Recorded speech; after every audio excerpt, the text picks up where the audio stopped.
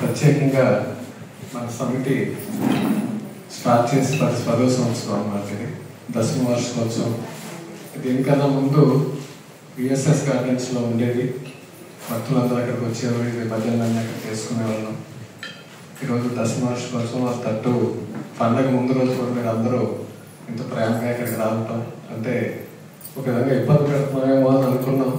కానీ అకేషన్ అటువంటిది కాబట్టి 10వ వార్షికోత్సవం కాకుండా ఉంటే ఎంత స్థాయిలో చేసుకునే వాళ్ళం కాదు. మా గౌరవ అధ్యక్షులు సోమరాజ్ గారు ఇది కంపల్సరీగా మనం బాగా చేసుకోవాలి, కార్యక్రమం మొదలుపెట్టి 10 సంవత్సరాలు అయింది కదా అని చెప్పి అనుభవాన్ని ఈరోజుని అందరితో పాటు పెద్దలు వస్తా వెంకటరామరాజు గారిని, అలాగే డాక్టర్ కేవీ కృష్ణరాజు గారిని, అలాగే ఇప్పుడు ఒక 10 నిమిషాల్లో మన కలెక్టర్ నాగరాణి గారు కూడా వస్తారు ఇక్కడికి. కాబట్టి పండగ రేపని కూడా మీరందరూ రావడం చాలా సంతోషం. ఎందుకంటే ఇల్లు ఎంతో మంది బంధువులు వస్తారు, ఎన్నో కార్యక్రమాలు ఉంటాయి ఇక్కడ మీ ఇంట్లో. అయినా సరే సాయంకాల కార్యక్రమాన్ని పొద్దున్నే పెట్టుకోవడానికి కారణం అదే. సాయంకాలం అయితే బాగా పనులతో ఎక్కువ ఉంటుంది, అందరూ ఇక్కడ ఉండాలని చెప్పి పొద్దున కూడా పెట్టుకోవడం జరిగింది.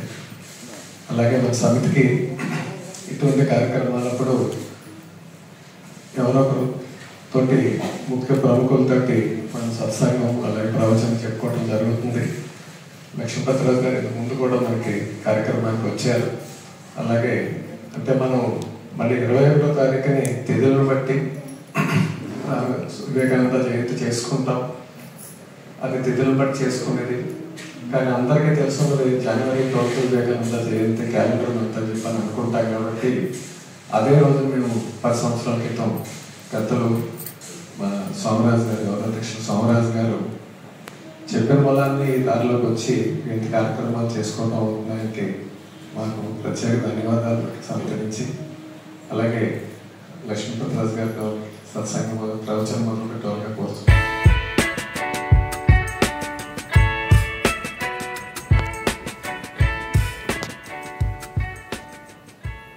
సభా సరస్వత్యై నమః.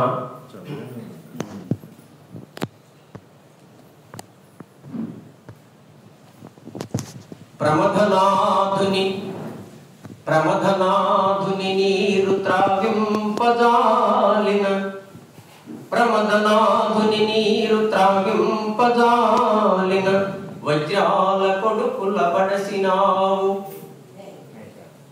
నరకాధిపతి గుండె కరగింపజాలిన, వెలది నిన్నల గుగ్గు పెట్టినావు. అంటిన తన పాప మడగింపజాలిన, తీర్థకోటుల యందు మునిగి తేలినావు. బ్రహ్మంతవాణిని వణకింపజాలిన, మునుల మూపున నిడి మోసినావు. బ్రహ్మంతవాణిని వణకింపజాలిన, మునుల మూపున నిడి మోసినావు.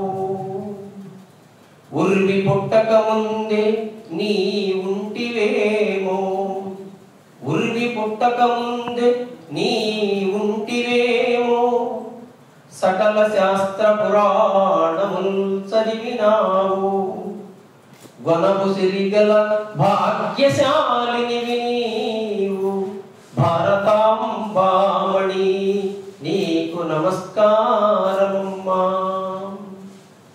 స్థాపకాయ చ ధర్మస్య సర్వధర్మస్వరూపిణే, అవతార వరిష్ఠాయ శ్రీరామకృష్ణాయ తే నమః.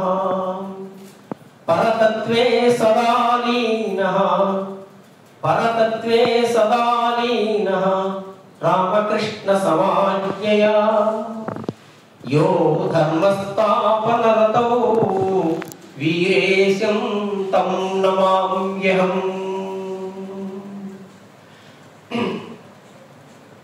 ఈరోజు ఇంతమంది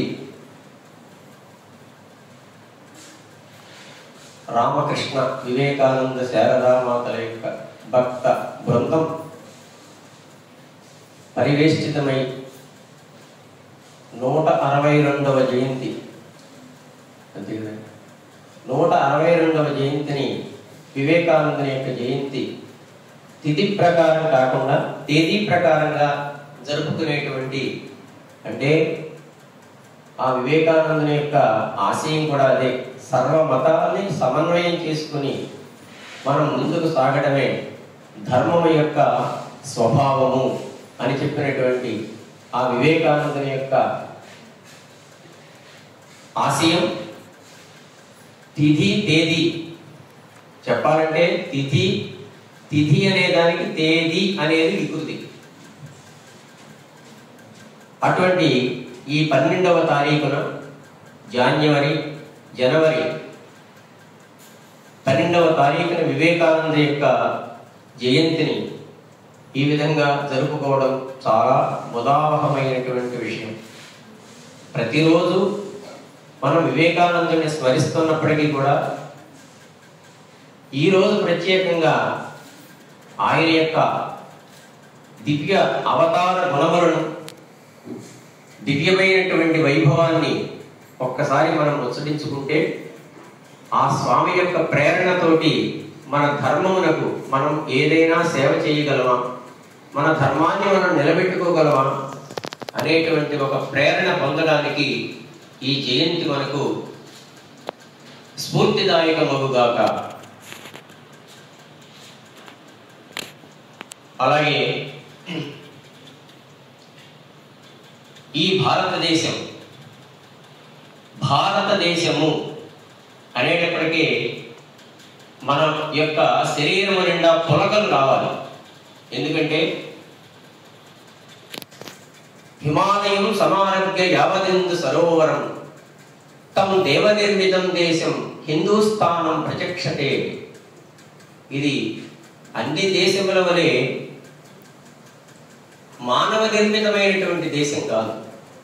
తం దేవనిర్మితం దేశం, దేవతల చేత ఋషుల చేత నిర్మింపబడినటువంటి దేశం, ధర్మము ప్రాతిపదికగా నిర్మింపబడినటువంటి దేశం. ఈ ధర్మమే సర్వ విశ్వానికి కూడా ఆధారభూతమైనటువంటి కారణంగా ఇక్కడ ఉన్నటువంటి సనాతన ధర్మమే మొత్తం విశ్వానికి ఆధారభూతమైనటువంటిదిగా విలసింపజేసినటువంటి మహర్షుల యొక్క తపస్సు ఇక్కడ పండినటువంటి దేశం. కాబట్టి ఈ దేశంలో పుట్టడం మన యొక్క అదృష్టం. అందుకని భాగవతంలో ఒక మాట చెప్తారు, భారత వర్ష జంతువుల భాగ్యములేమని చెప్పవచ్చు, భారత వర్ష జంతువుల భాగ్యములేమని చెప్పవచ్చు, భారత వర్షమందు హరి పల్మలు పుట్టుచును, జీవకోటికి తత్వముపదేశము చేయుచు, ధీరతతోడ బాంధవాకృతిగా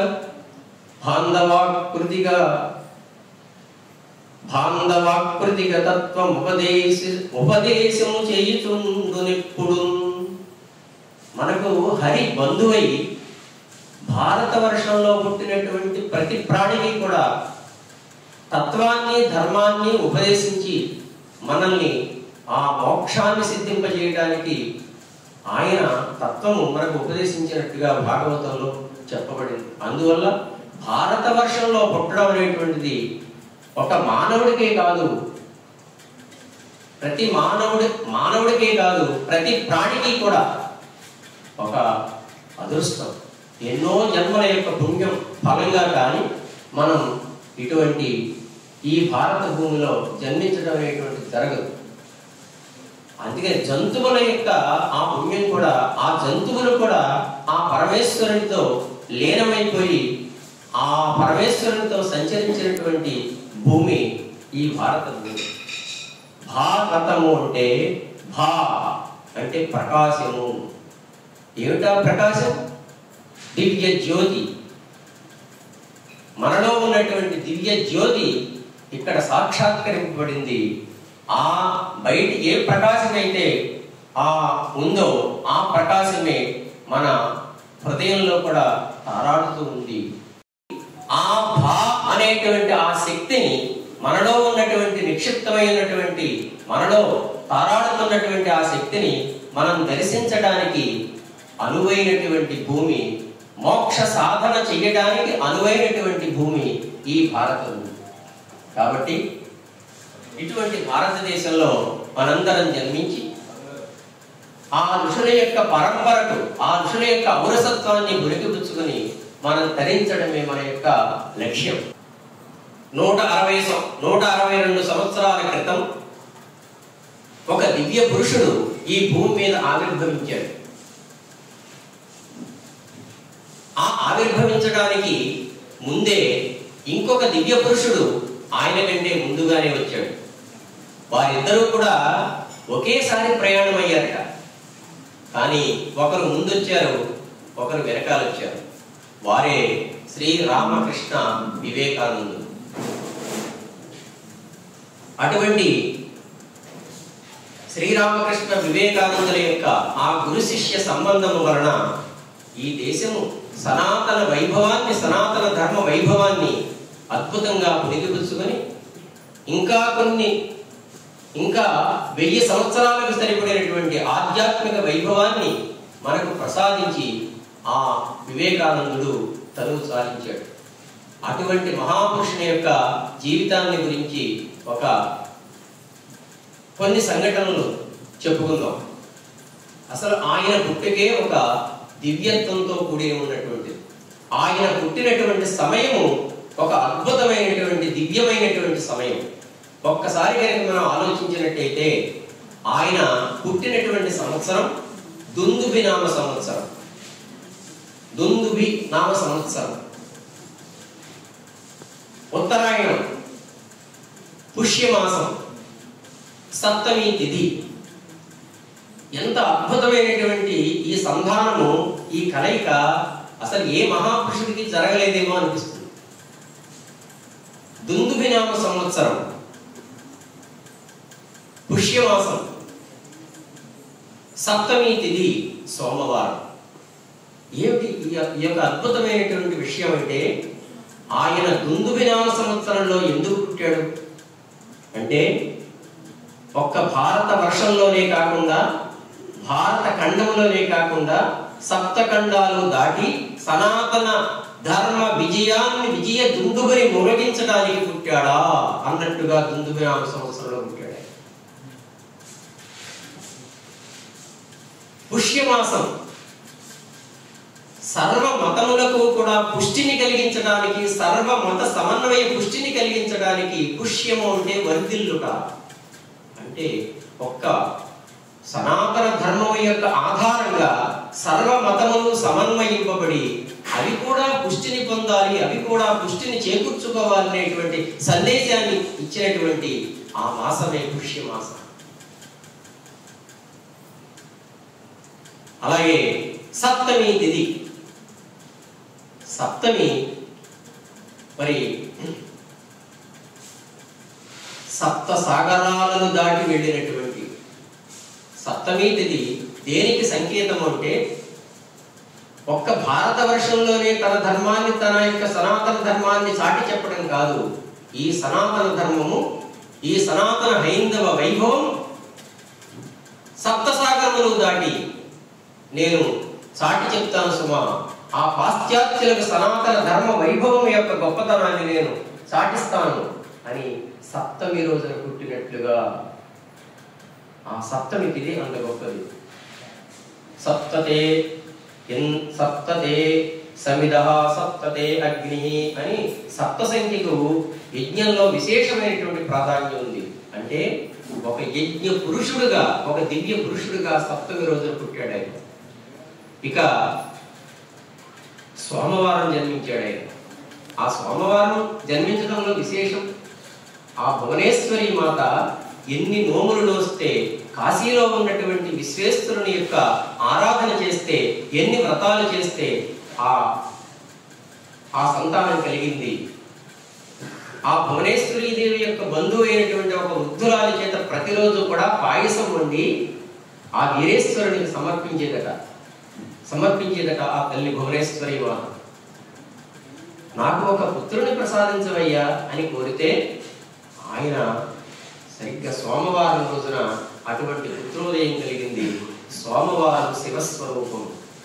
ఆయన విశ్వేశ్వరుని యొక్క అనుగ్రహం వలన ఆ సోమవారం నాడు జన్మించాడు ఆయన. అందుకనే శివోహం శివోహం శివోహం అనేటువంటి ఆ ఉపనిషద్ వాక్యానికి ప్రతీకగా దృష్టాంతంగా జన్మించినటువంటి మహానుభావుడు మన వివేకానందుడు. వివేకానందుడు ఒక్క భారతదేశమునకు సంబంధించినటువంటి వాడు మాత్రమే కాదు, మొత్తం విశ్వానికి ధర్మాన్ని ప్రబోధించినటువంటి ఏకైక యుగ పురుషుడు వివేకానందుడు. ఒక చారిత్రక దివ్య అవతారుడు ఆయన.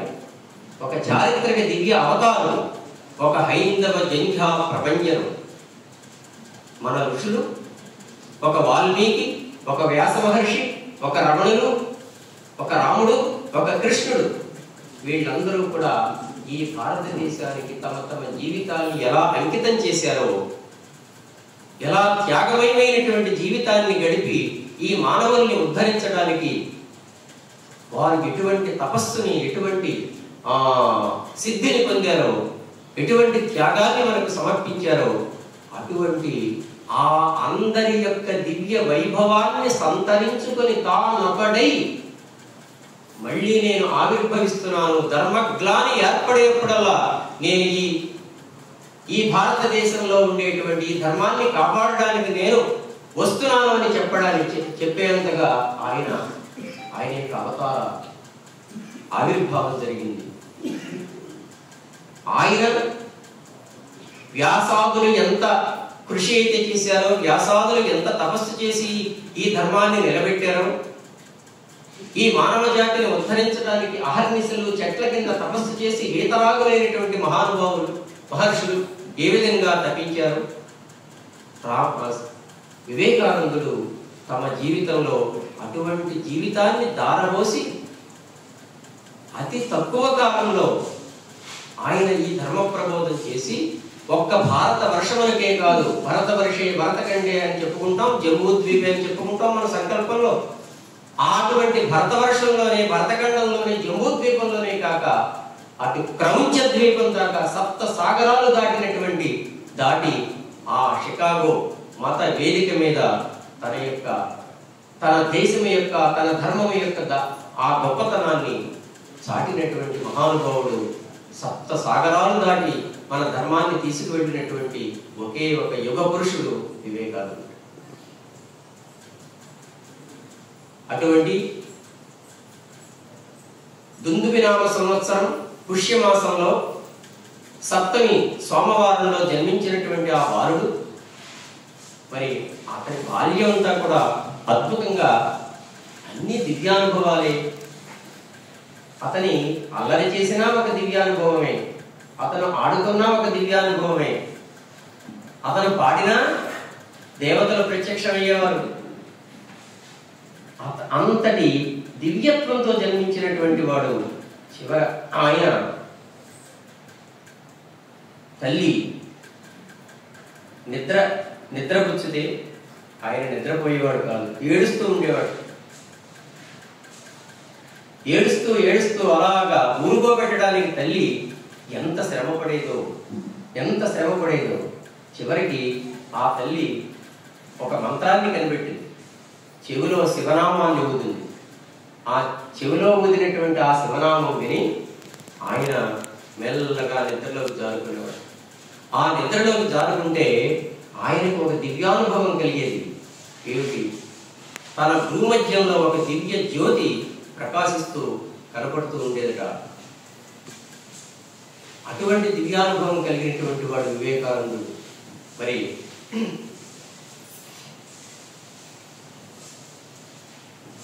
అటువంటి దివ్యానుభవంతో అతను ఆ వివేకానందుడు ప్రవర్ధమానుడవుతూ అతనికి నరేన్ అనేటువంటి పేరు నామకరణం చేశారు. ముద్దుగా బిలే బిలే అని పిలుచుకునేటువంటి వారు. ఆ నరేంద్రుడు బాల్యం గడచి విద్యాభ్యాసానికి వచ్చాడు. విద్యాభ్యాసంలో అతను తన యొక్క ధీశక్తి, తన యొక్క ప్రతిభ, తన యొక్క ప్రజ్ఞతో ఉపాధ్యాయులందరినీ కూడా ఆశ్చర్యచకితులను చేసేవాడు. ఎంత సమయస్ఫూర్తితో ప్రవర్తించేవాడు. అతను ఆ వివేకానందుడు బడికి వెళుతుంటే ఒక పుస్తకముల సంచి భుజాన్ని వేలాడేసుకుంటూ వెళ్ళేవాడట. ఆ వెళుతున్నటువంటి భుజమునందు సంచి వేలాడుతూ బడికి వెళుతున్నటువంటి వివేకానందుడు ఎలా ఉన్నాడంటే ఆయన యొక్క స్వరూపాన్ని వర్ణించారు. ఎంత అద్భుతంగా వర్ణించారో చూడండి. భుజమందు వేలాడు పుస్తకముల సంచి భుజగహారమునట్లు పలుకు మిగుల. ఇక్కడ శివునితో అభేదం చెప్తున్నారు. భుజమందు వ్రేలాడు పుస్తకముల సంచి భుజగహారమునట్లు పలుకు మిగుల. తెల్లని మై ఛాయలు ఉల్లసిత విభూతి. తెల్లని మై ఛాయలుల్లసిత విభూతి. ధవళితమగు మేని తలపు గొలుప.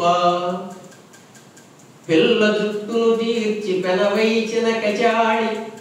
పిల్ల జుట్టును తీర్చి పెనవైచిన కచాడి. ఘన జటాజూట క్రమము జూప. ఘన జటాజూట క్రమము జూప. దళమైన ఉన్ని వస్త్రములు మేను ఇరవంద. ధవళమైన ఉన్ని వస్త్రములు నిరవంద. గజ చర్మ విభ్రాంతి కల్గజేయ. అతను టిఫిన్ బాక్స్ పట్టుకెళ్ళేవాడు. ఆ టిఫిన్ బాక్స్ ఎలా ఉందంటే పొరి ఉపాహార పేటిక పునుక సంచి ఎట్లు దీపింప. జ్ఞాన భిక్షార్థమేగు బాల నరేంద్రుడు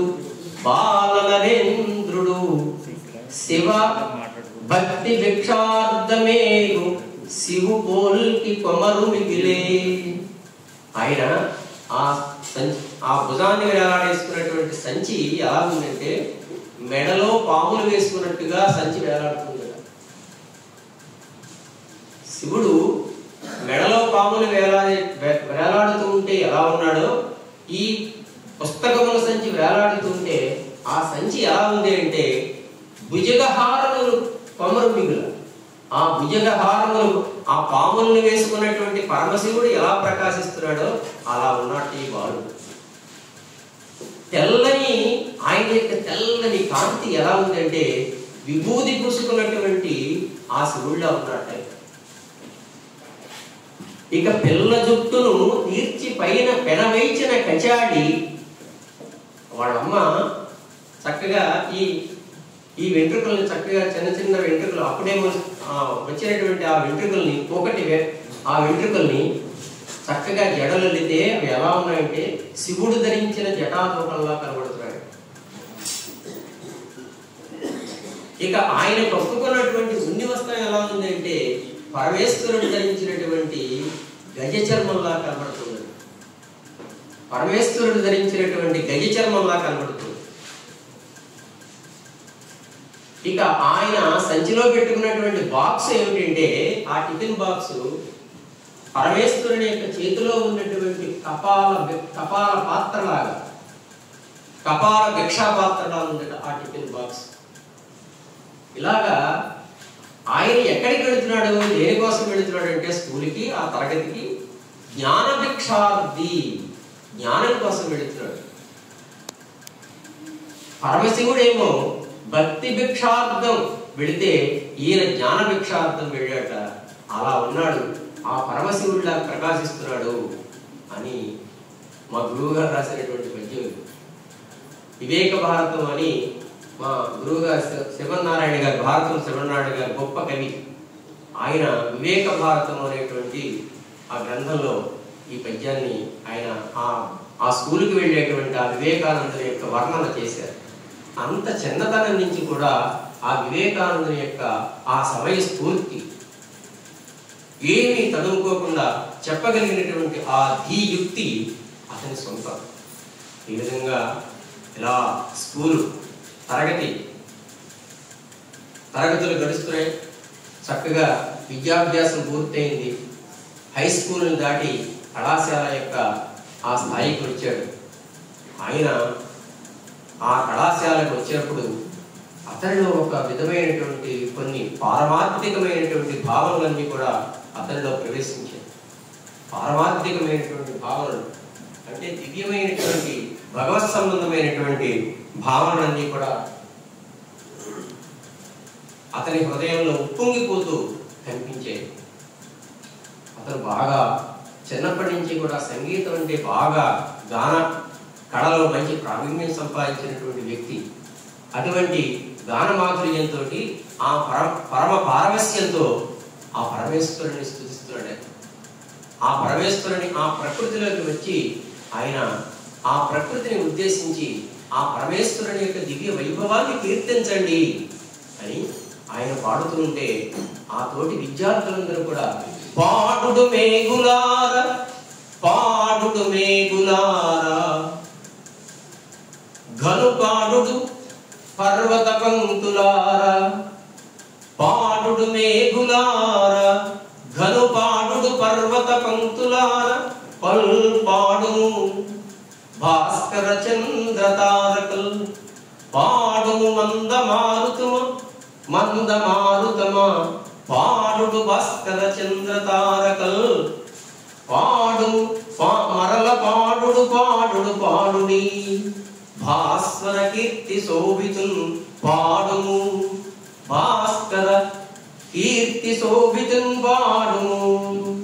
ఆ పరమ వైభవంతో ఉన్నటువంటి దివ్య వైభవోపేతుడైనటువంటి ఆ పరమేశ్వరుని గురించి ఓ పర్వతమంతులారా పాడండి, ఓ మేఘమా పాడు అని ఆ మేఘాన్ని పంచభూతాలన్నిటినీ కూడా ఉద్దేశించి పాడుడు మేఘులారా ఘను పాడుడు పర్వత పంక్తులారా బల్పాడు మందమారుతమా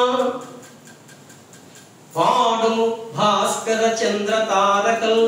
ఓ సూర్యుడా, ఓ చంద్రుడా, ఓ నక్షత్రములారా మీరందరూ కూడా ఆ పరమేశ్వరుని యొక్క గానాన్ని చేయండి, పరమేశ్వరుని యొక్క ఆ దివ్య వైభవాన్ని కీర్తించండి అని పలుకుతున్నాడు. పాడుము పాడుడి మరల పాడుము భాస్వర కీర్తి శోభితున్.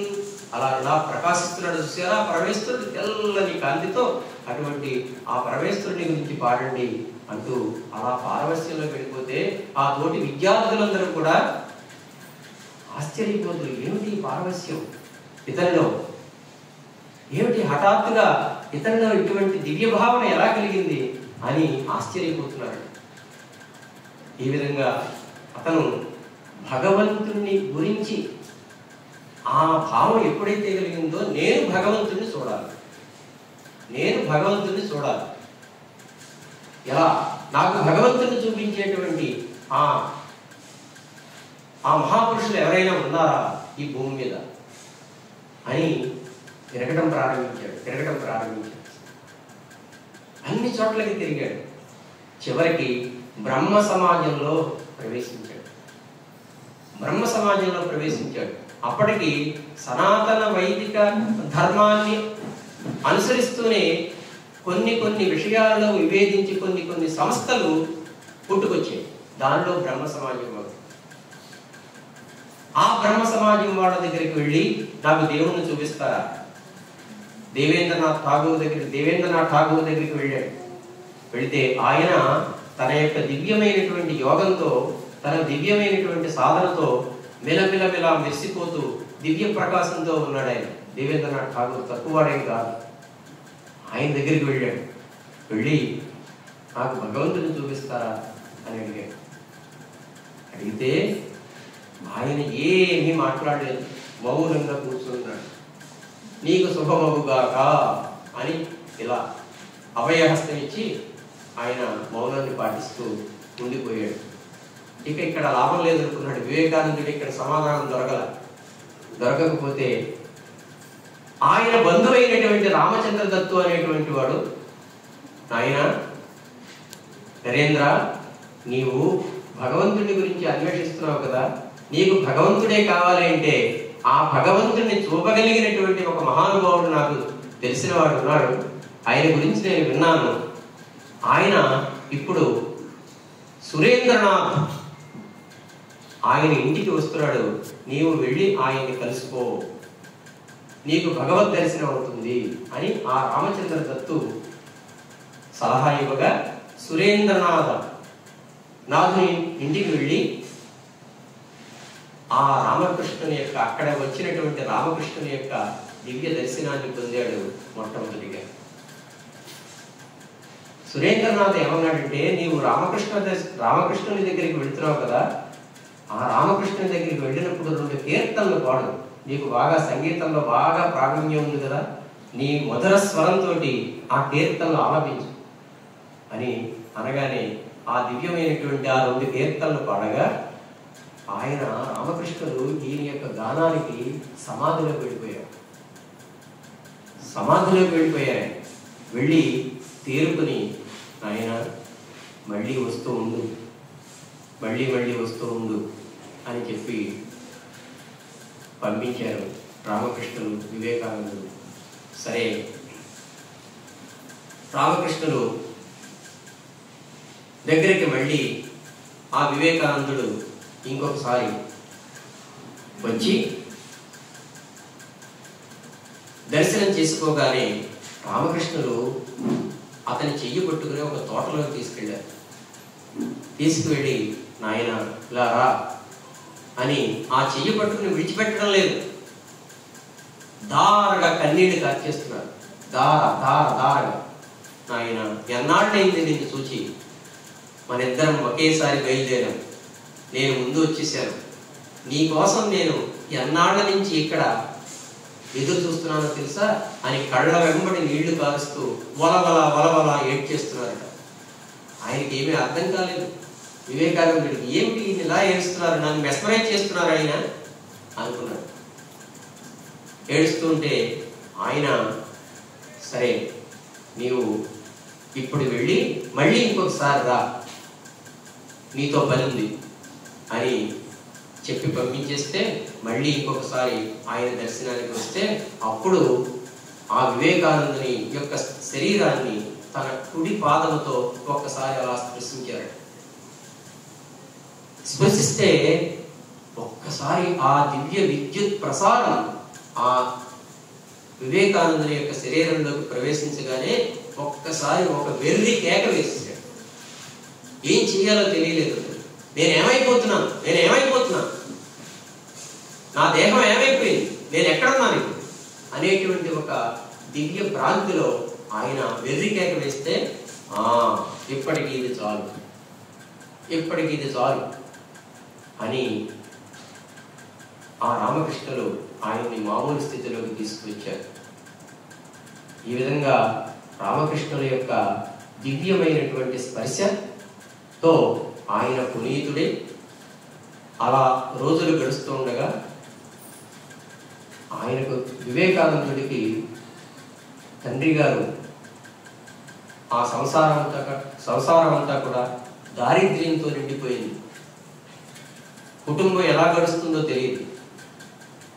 ఆ గడవనటువంటి రోజులు తల్లి ఒక పక్కన, నాయన నీవు భగవంతుడని ఆ గురువుల వెంట ఈ గురువుల వెంట తిరిగితే మనకు ఈ సంసారం ఎలా గడుస్తుందిరా నాయన, ఆ రామకృష్ణుల్ని ఈ సంసారాన్ని కాస్త గడిచేలాగా ఏదైనా ఉపాయం చెప్పమను, కాస్త అనుగ్రహించమను, ఆ భగవంతుని అడగమను అంటే ఆ తల్లి కోరిక ప్రకారం వివేకానందుడు రామకృష్ణుని, నాకు నా కుటుంబం ఇంత దరిద్రంలో ఉంది, నన్ను అనుగ్రహించండి, నాకు భగవంతుడిని చూపించండి అని. భగవంతుడు ఉన్నాడా? భగవంతుడు ఉంటే ఎలా ఉంటాడు? ఆయన జేబులో ఎప్పుడు 3 ప్రశ్నలు ఉండేవాడు. భగవంతుడు ఉన్నాడా, ఎలా ఉంటాడు, నాకు చూపిస్తారా? ఈ 3 ప్రశ్నలతో తిరుగుతూ ఉండేవాడు వివేకానందుడు. చివరికి రామకృష్ణుల యొక్క ఆ దర్శనంతో వివేకానందుడు రామకృష్ణుని దర్శించగానే ఈ 3 ప్రశ్నలు అడిగాడు. ఆ రామకృష్ణుడు, ఆయన భగవంతుడు ఉన్నాడు, భగవంతుడిని నిన్ను ఎలా చూస్తున్నానో నేను అలాగే చూస్తున్నాను, భగవంతుడు మనకు దర్శనమిస్తాడు అని చెప్పగానే అతను చాలా సంతృప్తిని పొంది ఇక తన కుటుంబం యొక్క దరిద్రాన్ని ఏ విధంగా తీరుస్తావు, నాకు అనుగ్రహించండి అని అంటే, నాయన నేను అడగలేను, ఆ అమ్మతో చెప్తాను, నేను నీవే వెళ్ళి ఆ కోరికలు ఏమిటో విన్నవించుకో, ఆ తల్లి నీకు తప్పకుండా కోరికలు నెరవేరుస్తుంది అని చెప్పగానే వివేకానందుడు ధ్యానమగ్నుడై కాళికాలయానికి వెళ్ళి ఆ గురువనుగ్రహం చేత ఆ కాళికాదేవి ప్రత్యక్షమైతే మొట్టమొదట ఆవిడ్ని చూడగానే ఆ దివ్యమైనటువంటి కాంతిలో మునిగిపోయి, అమ్మా నాకేమీ వద్దు, భక్తిని ప్రసాదించు అన్నాడు. ఇక లౌకికమైనటువంటి కుటుంబాన్ని, దారిద్ర్యాన్ని అంతటినీ మరిచిపోయి నీ యొక్క దివ్యమైనటువంటి ఆ భక్తిని ప్రసాదించినాడు చాలు అన్నాడు. మళ్ళీ బయటకు వచ్చాడు. ఇదేమిటి, నేను అడుగుదామన్నది ఒకటి, ఇప్పుడు అడిగింది ఒకటి, ఇదేమిటి ఇది, నన్ను గురుదేవులు మాయ చేస్తున్నారు, ఈ పట్టు తప్పకుండా గురుదేవుల దగ్గరికి వెళ్ళాడు. నాయన అడిగేవా నీ కుటుంబ దారిద్ర్యాన్ని తీర్చమని అంటే, అయ్యో మర్చిపోయానండి, అడగలేకపోయాను, భక్తిని ప్రసాదించమని అడిగాను. సరే ఈ పట్టు వెళ్ళు, మళ్ళీ చెప్తాను, నేను అమ్మకి చెప్తాను, యాదేవి సర్వభూతేషు మాతృరూపేణ సంస్థిత, నమస్తస్యై నమస్తస్యై నమస్తస్యై. ఆ తల్లి యొక్క దయ నీ మీద తప్పకుండా ఉంటుంది, మళ్ళీ వెళ్ళి అడుగు అంటే మళ్ళీ 2వ సారి వెళ్ళి కాళికాలయానికి వెళ్ళి అమ్మను ప్రార్థిస్తే అమ్మ ప్రత్యక్షమైంది. మళ్ళీ అన్నాడు, ఆ అమ్మ యొక్క దివ్యమైనటువంటి ఆ పాదార విందములందు ఆ దృష్టి లగ్నం కాగానే, అమ్మా నాకు జ్ఞానముని ప్రసాదించు, నాకు జ్ఞానాన్ని ప్రసాదించు, నాకేమీ అక్కర్లేదు అన్నాడు. అనేటప్పటికీ ఇంక సరే నాయన నీకు జ్ఞానాన్ని ప్రసాదిస్తున్నాడు, వెళ్ళిరాను. వచ్చాడు, మళ్ళీ బయటకు వచ్చాడు, స్పృహలోకి వచ్చేటప్పటికి మళ్ళీ గురువుగారి దగ్గరికి వెళ్ళాడు. నాయన అడిగేవా, అమ్మని అడిగేవా నీ కుటుంబ దారిద్ర్యాన్ని తీర్చమని అంటే, అయ్యో గురువు గారు మర్చిపోయాడు. మళ్ళీ నేను జ్ఞానాన్ని ప్రసాదించమని అడిగాను, నా కుటుంబం గుర్తు రాలేదు, నాకు నా తల్లి గుర్తు రాలేదు అనేటప్పటికీ సరే మళ్ళీ ఇంకోసారి అడిగి వెళ్ళి పోలేదు, ముచ్చటగా 3 సార్లు వెళ్ళి దిగాను అన్నాడు. వెళితే మళ్ళీ 3వ సారి వెళ్ళి, అమ్మా హే మాతా పరమేశ్వరి అనగానే ఆ తల్లి ప్రత్యక్షమైతే అలౌకికమైనటువంటి ఆ దివ్యానుభవాన్ని పొంది, అమ్మా నాకు వైరాగ్యమును ప్రసాదించు, నాకు ఏమీ అక్కర్లేదమ్మా, నాకు పరమ వైరాగ్యాన్ని ప్రసాదించు అంటే, మోక్షాన్ని పొందడానికి మొదట భక్తి కావాలి, 2 జ్ఞానం కావాలి, 3 వైరాగ్యం కావాలి. భక్తి జ్ఞాన వైరాగ్య సిద్ధ్యర్థం, ఈ 3 ఉంటేనే మోక్షాన్ని పొందుతాం. అటువంటి మోక్షకారకమైనటువంటి సాధనలు 3 కూడా నీకు లభిస్తాయి. వెళ్ళిన ఆయన ఏమో మళ్ళీ గురువుగారి దగ్గరికి వెళ్తే, ఆయన అడిగేవా, మరి నువ్వే ఎలా అడగలేకపోతుంటే నేనేం అడుగుతానురా, నీ కుటుంబ దారిద్ర్యాన్ని తీర్చమని అని సమాధానపరిచి ఆయన ఆ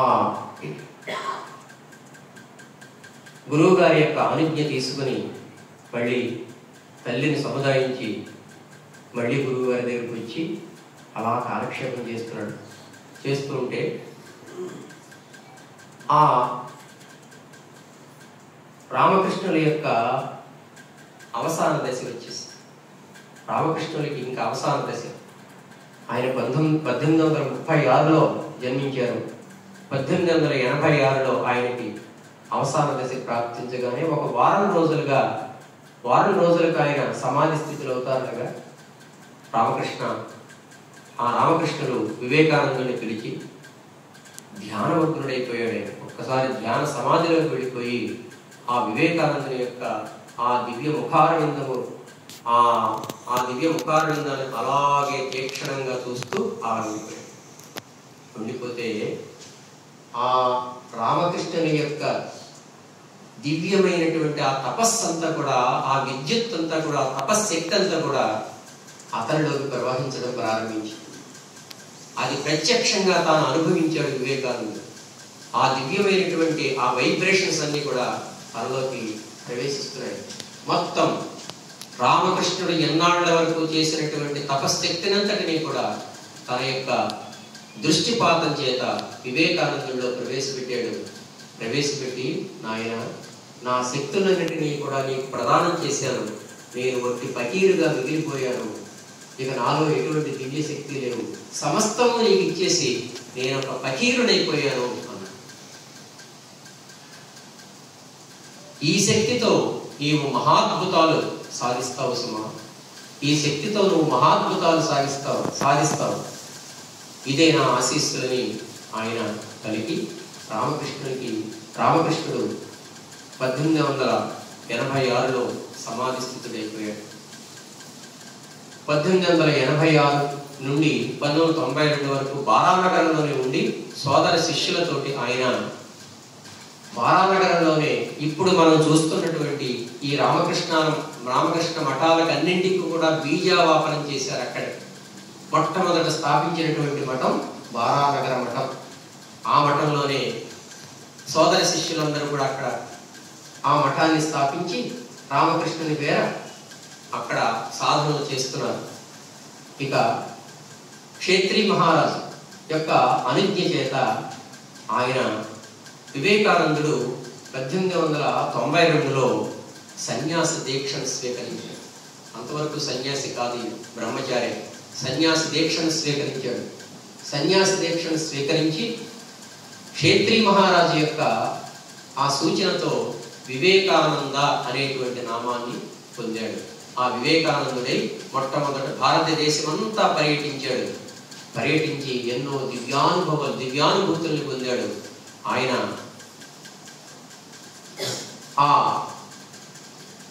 ఆ పొందినటువంటి దివ్యానుభూతులన్నీ కూడా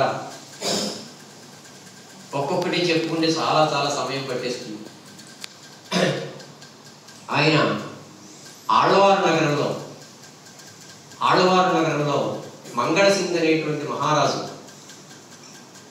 దర్శించి, అతను నేను విగ్రహారాధన చెయ్యను, విగ్రహారాధన నాకు నమ్మకం లేదు అని అంటే, ఆ ఆళ్వారు నగరాన్ని పరిపాలించేటువంటి మంగళసింగ్ దగ్గరికి వెళ్ళి ఆయన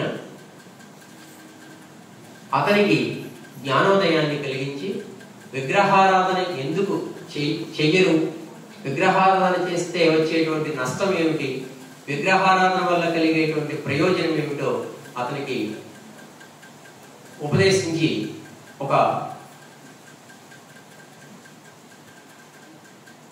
ఆ విగ్రహారాధన చేస్తే ఏ విధమైనటువంటి ఫలాన్ని మనం పొందుతామో ప్రత్యక్షంగా నిరూపించి, అక్కడి నుంచి ఆయన అనేకమైనటువంటి యాత్రలు చేశాడు. భారతదేశాన్ని పర్యటించాడు. కాశీ మొదలు బృందావనం, హరిద్వారం, కర్ణప్రయాగ, రుద్రప్రయాగ ఇవన్నీ కూడా చేశాడు. తర్వాత దక్షిణ దేశానికి వచ్చాడు. దక్షిణ దేశంలో మైసూర్ మహారాజా కలుసుకున్నాడు. మైసూరు నుంచి కేరళ కొచ్చి ప్రాంతానికి వచ్చాడు. అక్కడి నుంచి చెన్నై చేరుకున్నాడు, మద్రాసు చేరుకున్నాడు. మద్రాసులో ఆయన ఉండగా అప్పుడే 1893 మే నెల షికాగో నగర మహాసభ ప్రకటన జరిగింది. ఆ ప్రకటనలో షికాగో నగర మహాసభ ప్రారంభమవుతుంది అని ప్రకటన చేస్తే, ఆ ప్రకటన విన్నారు. చెన్నై వాసులందరూ కలిసి ఈయన్ని ఒక ప్రతినిధిగా, హిందూ మత ప్రతినిధిగా అక్కడికి పంపుదామని ఒక 500 రూపాయలు ఆయనకి పోగు చేసి ఇచ్చారు. ఇంతలోనే హైదరాబాద్ నుంచి ఒక కబురు వస్తే, అక్కడ పాశ్చాత్యానికి నా సందేశం అనేటువంటి టాపిక్ మీద ఒక దీర్ఘమైనటువంటి ఉపన్యాసం ఇచ్చారు స్వామి వివేకానందులు. ఆ విధంగా అక్కడ హైదరాబాద్ నుంచి మళ్ళీ చెన్నై వెళ్ళి, చెన్నై నుంచి ఆయన షికాగో నగరానికి బయలుదేరారు. పశ్చిమ ఖండ యాత్ర చేయడానికి బయలుదేరారు. అక్కడ ఆ పశ్చిమ ఖండ యాత్రలో ఆయన షికాగో నగర సభ ప్రారంభమవుతుంది. పరమేశ్వరుని చేరుతున్నారు. ఎలా అంటే పైసాం అర్ణవమివ. ఇన్ని మార్గములను అనుసరించినటువంటి మానవులందరికీ కూడా ఒకే ఒక లక్ష్యం, ఒకే ఒక ఆ పరమేశ్వరుడే గమ్యం.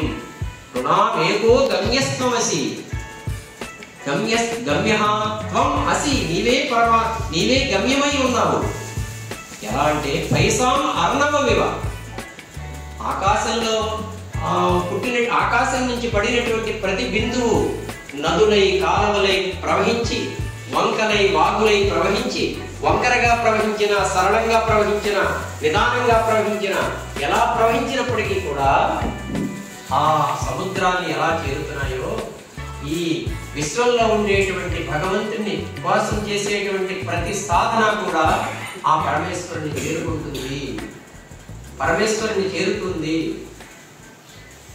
అని లక్ష్మీపతి గారు సత్కారం. చెప్పినట్టే చికాగో నగరానికి వెళ్తాం.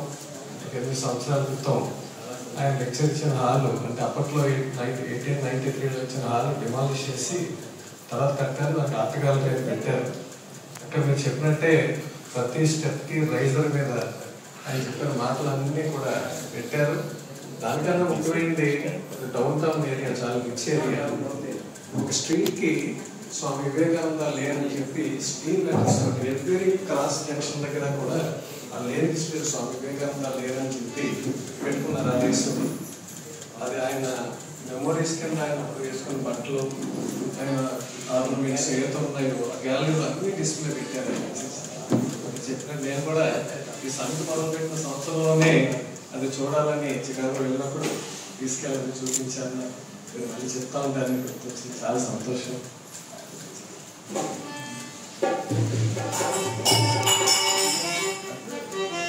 అలాగే కొద్దిగా అనుకున్నాను కదా, కొంత టైం ఈ సమయం ఎక్కువైనా ఈరోజు ఈ సబ్జెక్ట్ గురించే చెప్పాలి మీరు అని అనుకున్నాను కదా. చాలా ఎవరైనా చాలా బాగా చెప్పారు. చాలా సంతోషం. అందరికీ నమస్కారం.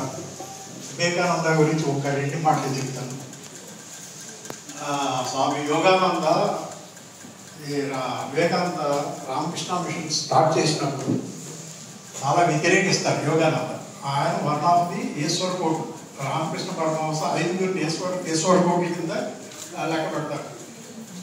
వివేకానంద, బ్రహ్మానంద, ప్రేమానంద, యోగానంద, నిరంజనానంద, ఇలా 5. వీళ్ళ గృహస్థ శిష్యుడు పూర్ణచంద్రభూషణ్ ఒక ఆయన ఉంటాడు. ఆయన కూడా ఈశ్వర కోట్లు ఒక అన్నమాట. ఈ బాగా వ్యతిరేకిస్తారు రామకృష్ణ మేడం మిషన్ పెట్టినప్పుడు. రామకృష్ణుడు ఇదేమన్నా చెప్పారా, రామకృష్ణుడు ఇదేనా నువ్వు అర్థం చేసుకోవడం, చాలా వ్యతిరేకిస్తారు. అప్పుడు చెప్పవలసిందిగా చెప్తాడు ముందు, వినకపోతే చాలా గట్టిగా సమాధానం చెప్తారు. తర్వాత కొద్ది రోజులు పోయిన తర్వాత ఆ యోగానంద అన్న మాటలు మీకు చెప్తానంటే అంతకమించి నేను ఎక్కువ మాట్లాడలేదు. నాకు అలవాటు లేదు, మాట్లాడే అలవాటు లేదు. మన ఋషులకు ఉండే వేద జ్ఞానం, ఆ బుద్ధుని హృదయ వైశాల్యం, శంకరాచార్య పరిత్యాగం, సుఖమహర్షి బ్రహ్మజ్ఞానం అన్నీ సమైక్యమై వెదలాడుతున్నాయంటారు. తర్వాత ఇంకో సందర్భంలో ఏమంటారంటే రామకృష్ణుల మీద ఉన్న ప్రేమ, భక్తి, విశ్వాసం నాలో వివేకానందకు ఉన్న దాంట్లో 1% ఉంటే నేను అంత అదృష్టంగా భావిస్తున్నానని అన్నాను. దాన్ని బట్టి మన వివేకానంద గురించి మనం ఆయన గొప్పతనం మనం వేరే చెప్పక్కర్లేదు. అది కాకుండా ఆయన 4.5 సంవత్సరాలు దేశ పర్యటన చేసినప్పుడు చాలా కష్టపడ్డారు, మామూలుగా కాదు. ఆయన అసలు కళ్ళంటే నీళ్ళు వస్తుంటాయి అన్నమాట. ఒకసారి వెళ్తుంటే ఏమైందంటే ఒక పోలీసు వస్తుంది గొడవ మీద వచ్చి ఎవరు అంటారు, నేను ఒక సన్యాసుడు అంటే సన్యాసం అంతా దొంగలని చెప్తాడు. నేను బొక్కలు వేస్తే కానీ నీకు బుద్ధి రాదంట, అంతకంటే ఏం అదృష్టం లేదంటాడు. ఎన్ని రోజులు వేస్తారంటే 3 రోజులు 4 రోజులు. అయినా ఉంటారు 3-4 రోజులు 5-6 నెలలు వేస్తే నేను చాలా సంతోషిస్తాను, నువ్వు నా శ్రేయోభిలాషని అనుకుంటానని చెప్తారు మాట. దాన్ని బట్టి ఆ రోజుల్లో దేశ పర్యటన చేసినప్పుడు ఎంత ఇబ్బంది పడ్డారో దేవుడికి తెలియాలి. మనం అంతా కూడా ఆ ధ్యానం దీంట్లో ఉన్నప్పుడు మామూలుగా చాలా గొప్పగా మనది చేశారనుకో, బాగుంది సొప్పడ్డారనుకుంటారు. నిజంగా పడ్డ కష్టం అంతా ఇంత